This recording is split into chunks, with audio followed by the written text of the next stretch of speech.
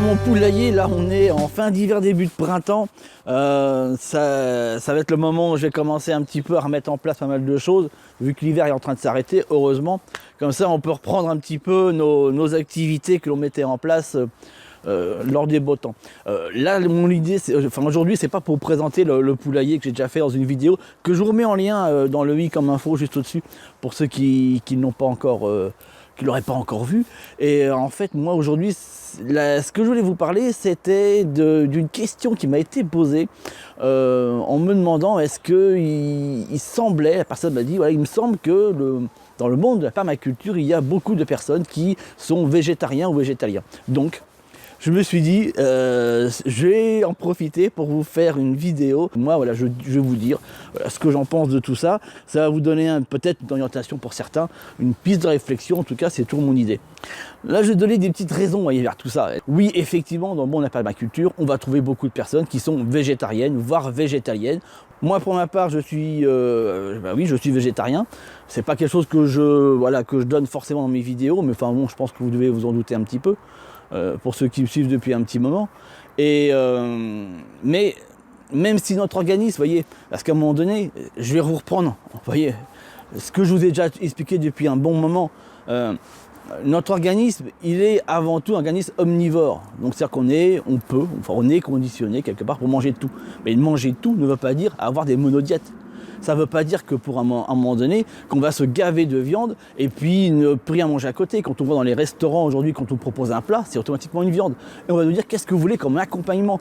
Et l'accompagnement, c'est le légume. Mais vous voyez, pour moi, c'est complètement irréel. À un moment donné, c'est le contraire. Ça veut dire le plat, c'est d'un légume. Et qu'est-ce que vous voulez éventuellement comme accompagnement? Un peu de poulet ou un peu de bœuf, un peu de poisson. Vous voyez un petit peu, c'est le contraire complet. Notre alimentation doit être, pour moi, mon cas, je parle, ma façon de penser par rapport à ça, elle doit être avant tout avec beaucoup de fruits, beaucoup de légumes et éventuellement quelques apports protéinés d'origine animale. Pour ceux qui le souhaitent.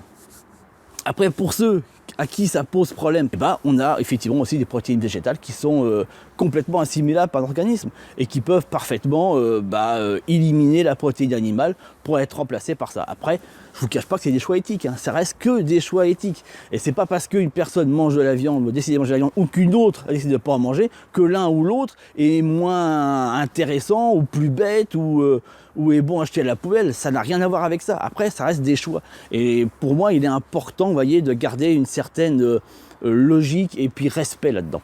Respect de ceux qui, ont fait le choix de continuer à manger de la viande. Pour moi, je ne vois pas où est le problème en soi, à partir du moment, j'ai envie de vous dire, où on privilégie certaines qualités, vous voyez. Oui, c'est des choix, c'est des choix. Et pour moi, c'est aussi respectueux quelqu'un qui a fait le choix de ne plus du tout en manger. Vous voyez, après, c'est plutôt pour moi un problème éthique, même si au niveau de notre santé, mais le fait, si on mange de la viande raisonnablement, en toute logique, on n'est pas... Le problème de la santé ne se pose plus, vous voyez, il n'y a plus vraiment à se poser la question. Là où ça se pose la question, c'est quand ça devient une monodiète, vous voyez, le fait de manger de la viande.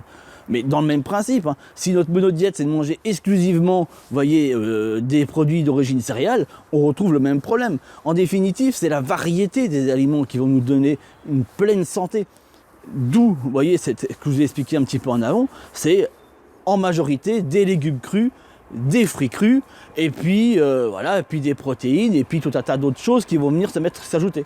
Après, on n'est pas, vous voyez, le dernier des parias parce que on s'est fait une ratatouille, vous voyez, cuisiner, ou parce que à un moment donné, on s'est dit tiens, il fait chaud, je prendrais bien un Coca-Cola, vous voyez. Enfin, faut encore une fois, je trouve que l'extrémiste être extrémiste dans quelque chose n'est pas bon. Et là, vous voyez, pour le coup, dans ce qui concerne toute cette question alimentation qui fait beaucoup de vagues, être extrémiste trop dans un sens ou dans l'autre, c'est pas bon.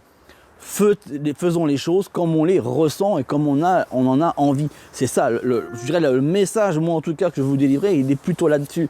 Il est de se dire, si on a déjà conscience de tout ça, des bienfaits que peuvent nous donner les légumes, et puis aussi le respect de la vie animale, j'ai envie de vous dire, après, chacun fait ses choix, et puis c'est tout, et puis tant mieux. Puis c'est pas parce que quelqu'un mange de la viande que derrière je vais dire, moi, non, je vais pas pouvoir discuter avec lui parce qu'il mange de la viande. Vous voyez, pour moi, ça me paraît complètement incohérent.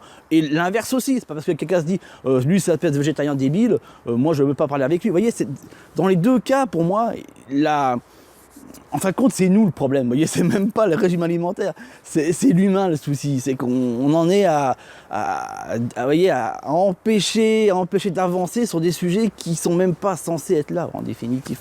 Donc voilà, pour résumer tout ça, mangez en connaissance de cause, et plus vous mangerez des légumes non transformés qui viennent directement de votre jardin, que vous avez cultivé, dont vous savez quelle en est la provenance, parce que c'est vous qui les faites, que vous consommez des œufs ou pas, mais du coup si vous en consommez qui viennent de votre poulailler, vous en connaissez, vous savez que c'est vos poules, comment vous les soignez. Moi, elles se soignaient exclusivement avec des produits naturels, je ne leur mets pas antibiotiques, elles n'ont rien de tout ça. Je vous ferai une formation en plus là-dessus, sur comment soigner les animaux au niveau d'une pharmacie naturelle. Mais voilà, c'est ça, vous voyez, c'est ça l'idée. C'est ça, si vous voulez manger des poules, et ben vous en élevez, mais c'est vous qui les élevez, c'est vous qui faites en sorte qu'elles soient bien, et puis que vous sachiez qu'est-ce que vous mettez comme alimentation.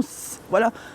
Dans ce cas de figure-là, pour moi, c'est là qu'est l'idéal. Après, le reste, effectivement, c'est souci à beaucoup de complications quand on cherche, plus précisément, quand on va vers des produits transformés, manufacturés, contenant des additifs, des produits, des colorants, etc., etc. Oui, effectivement, tout ce que vous énoncez avant au niveau de la santé, oui, c'est notre capital santé que l'on met en péril. Allez, je vous dis à bientôt.